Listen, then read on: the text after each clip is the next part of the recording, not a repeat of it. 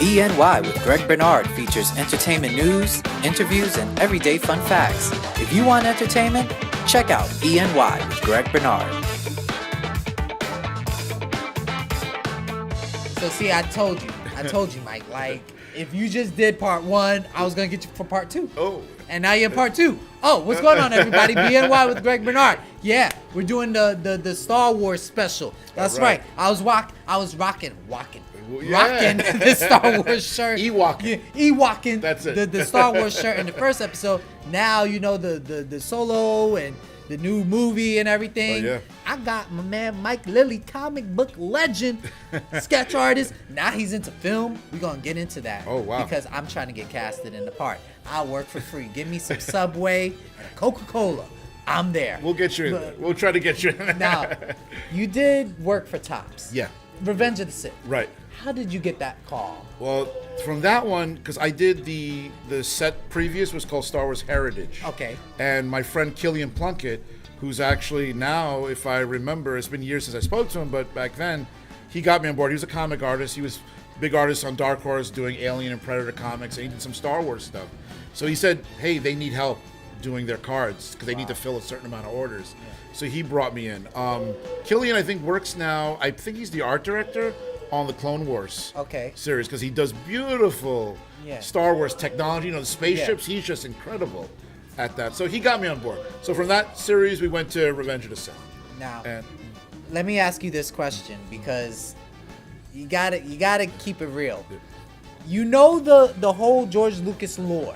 Yeah. You know Star Wars fans are crazy. Oh yeah, these Jedis will catch you in the street. I'm one of them. Now, what compelled you to how did you conceptualize the characters? What compelled you to stay true to a character's look?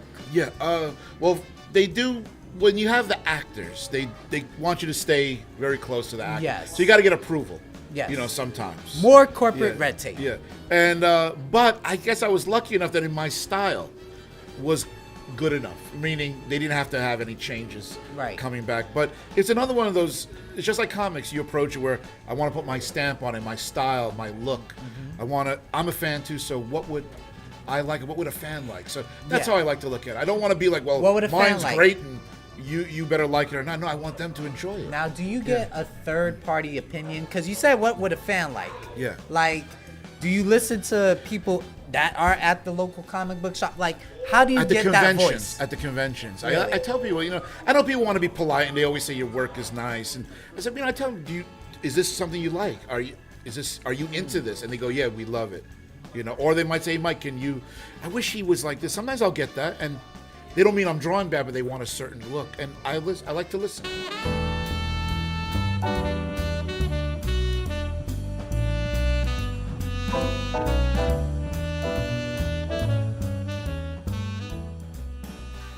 All right. So, now, if somebody wants to break into the trading card business as an artist. Right. Okay. Last episode, if you want to be a comic book artist, go to the last part one. Part two, breaking in, now you're in cards. Okay. Boom, 5 tips. Cards are different. Illustration portfolio, so you don't need sequential art. No sequential art. No sequential. So I would prefer them, the students or the young people, to show head to toe. Head to toe. So show full figures, so whatever characters you want to. Full figures. And if you're targeting flair for Marvel, show Marvel characters. Show characters that you're targeting. Show superhero characters. And if it's a horror card company, have some horror characters. Okay. But full illustration. Okay. Not sketches. They don't want to see just sketches. They want to see a full illustration of what you can do. Okay. And with those portfolios, you can target them at conventions. So get a list. I always tell, for anything, get a list of whatever companies are going to be at the shows. Yeah.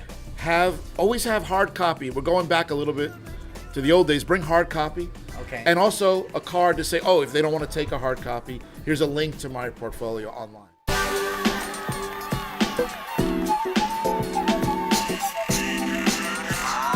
He's going to come back, guys. Yeah. He's going to give y'all more tips to break into this industry because he's a legend already. Yeah. All right, man. Thank you so much, Greg, Mike, for coming down. I appreciate it so much. Thank you. Thanks for having me. See, I'm important and I'm special. Watch more BNY with Greg Bernard.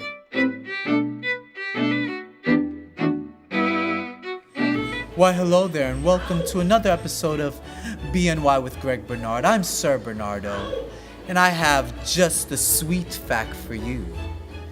Did you know that a team of volunteers built a 31.5-foot tower out of cupcakes? My, that must have been a sweet treat. If you want to know more fun facts, go to ripleysnewyork.com. Or if you want to know fun news, go to entertainlinks.com. I'm Sir Bernardo. And why do you need to know who I am? Because I give you fun facts. And you're always better for it.